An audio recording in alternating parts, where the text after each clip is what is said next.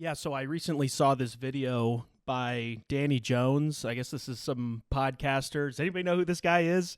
It just amazes me that every day I come across these people that have millions of subscribers and I just have no idea who they are. That used to be just so rare. Anyway, so he's interviewing Charles Duke, one of the astronauts on Apollo 16, and then he brings on Bart Sibrel, who's a skeptic. He's been around for years to debate this moon landing. I have to get my position out there initially so that people understand where I'm coming from on this. So I went from being a big fan of space exploration and not really questioning the moon landings at all about 15 years ago. Then I became a skeptic. And then in more recent years, I've actually started to come back around the other way. I'm still unsure. I don't know. And I think that's the important thing when you're watching these podcasts about this. We're trying to come to some ultimate conclusion here. We think we can, but we don't all have the facts in front of us.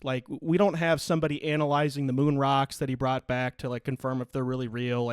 All you can really go off of is if you think these men are genuine or not. The most you can really do is see visually see who comes across more genuine. And I actually think in this case, it is Charles Duke, surprisingly. I didn't know what to expect coming into this. I really didn't. I've heard all of Sibrel's stuff. I've watched his movie. Even though Bart Sibrel brings up some good questions, and I think they're valid questions, he comes across as very desperate, and I think that's to his detriment in this video. So it seems can't figure it out. Hold on, you Bart, claim the moon you gotta rocks put the headphones on, or you can't just keep talking over everybody, bro. It's it's too much. Okay, I'm sorry. It's too much.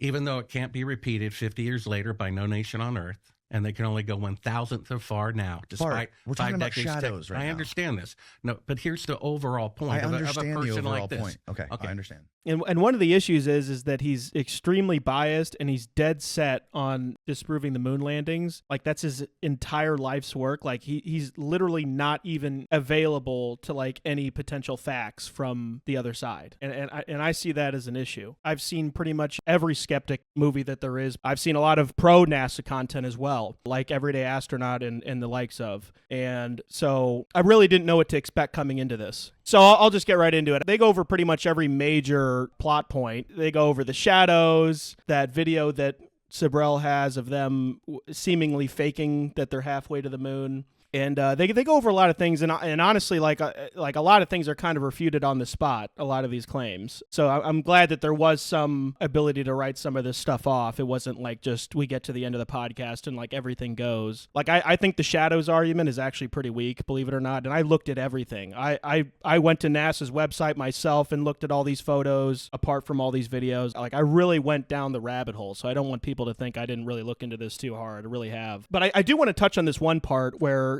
the host and Bart seem to be very it's funny this guy's named Bart. I mean, he totally looks like a Bart.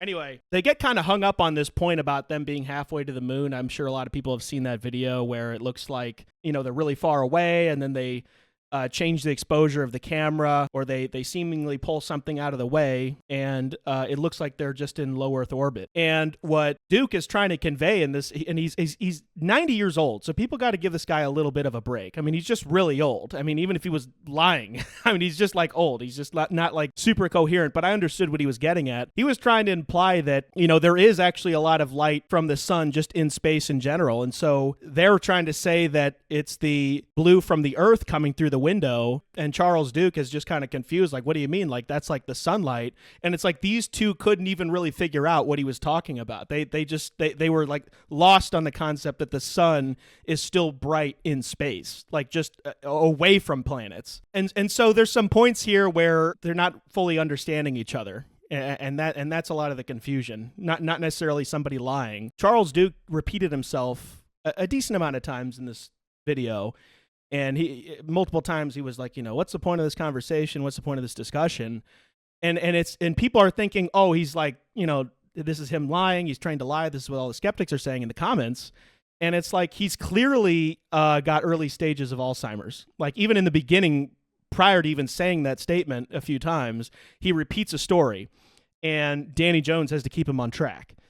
And so this isn't somebody that's lying. This just seems to me somebody that is old and honestly pretty coherent for his age. I mean, he's 90. I mean, you got to give him some credit. He's trying. I genuinely think he's trying. And there's a few comments that Bart makes that are just kind of totally ridiculous. He tries to call him on the carpet, and use the God, religious argument, how could you lie kind of thing. And then, Charles kind of looks at him and, kind of laughs because he just knows he's being totally like ridiculous at this point. He's connecting a bunch of stories that don't have anything to do with one another. I think the way to think about this, if you're a skeptic, honestly, is like, imagine you really did go to the moon and somebody's telling you didn't. And you don't show up with any like props or anything. You're just like there to talk. I mean, I don't even think that Charles realized he was there to like debate. I think he just thought it was just a generic podcast. Yeah, so like imagine you really did go to the moon and somebody's telling you didn't. It's like, honestly, like, what are you going to be able to like prove on the spot? It's like, and his reaction is honestly pretty genuine. Like Charles is like, no, I mean, like I was like, we were there. You're looking at a guy that like went to the moon. Like I was there. Like honestly, what are you going to say? Like nothing you're gonna say is gonna satisfy any of us. Honestly, like when you really think about it, like what is he supposed to say or do? If you really went. And it's not satisfying for everybody after all these years of conspiracies to just be like, oh yeah, we did actually go. Like that's not interesting. Like I have this theory about the Epstein files that I think is kind of funny. Just a thought experiment. I'm not saying this is reality, but like what if like the Epstein files really was a nothing burger? Like it really is just Epstein and on his island with underage girls or whatever. Like it doesn't go any deeper than that. If that's actually the reality, like nobody's going to be satisfied because we're trying to find the smoking gun. We're trying to find, in this world of corruption, the ultimate like smoking gun. Like we're searching for the big one. We know that bad stuff is going on. We know that there's child trafficking. We know that our government lies to us nonstop. Like that's all true. Every bit of that is true. But like some things, in spite of that, are reality. Like they're not lying about literally every single thing. Like people take it so far that like literally every single thing they say is a lie. It's like we know that's not true. That can't possibly be true. Some things are true, and we should be able to agree on some objective reality, some set of facts. I mean, honestly, I don't know. I don't know 100%. I'm not even leaning one way or another, really. And one other point I would make, they were talking a lot about the Van Allen belts, and Charles is just kind of like, yeah, we made it through them. Like he wasn't entirely sure like how, thick that the belts were. He was kind of like, it's hard to recollect at 90 years old, I'm sure. Like, and so he didn't really seem to think of it as a big deal, but like we're all made to believe it's supposed to be like a big deal because like we know about it from, these science videos that kind of probably hype it up and all that stuff. Like I don't know how serious that radiation is or not, but from my understanding and my research, it looks like we really can make it through them. If we do it fairly quickly. And so this kind of made me think about something.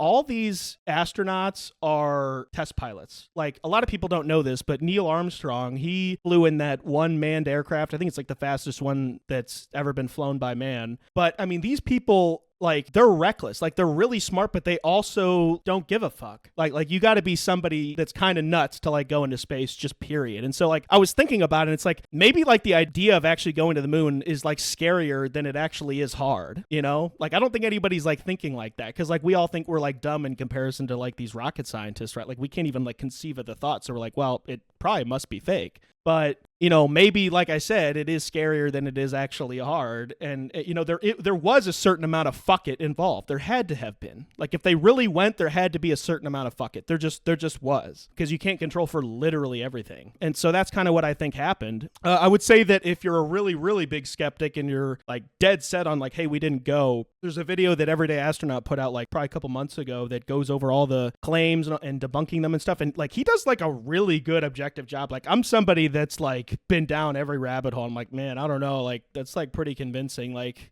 I don't claim to know how this shit works, but I mean, they were really good arguments. I mean, like if you don't watch that coming away a little change, I mean, you're probably just a little bit too biased. One thing I do take an issue with is really just how this podcast was structured. I mean, Danny Jones basically has Charles Duke, talk about his experience and all that stuff, like not too in depth. And then you have Bart Sibrel just basically berating him with, conspiracy point after conspiracy. And, some of the stuff is like, hey, what's up with this? Like, that's fine. I understand bringing that to his attention. But like, this guy's 90. He hasn't seen all these videos that you're showing him. Like he's seeing this all for the first time right here. Like he's not even aware, of these things. So how can he properly like even refute them? A lot of this stuff is like, he doesn't even know what you're talking about. I mean, quite literally, he's just one guy that was a part of a giant operation to go to the moon. If you honestly want to catch this guy in a lie, or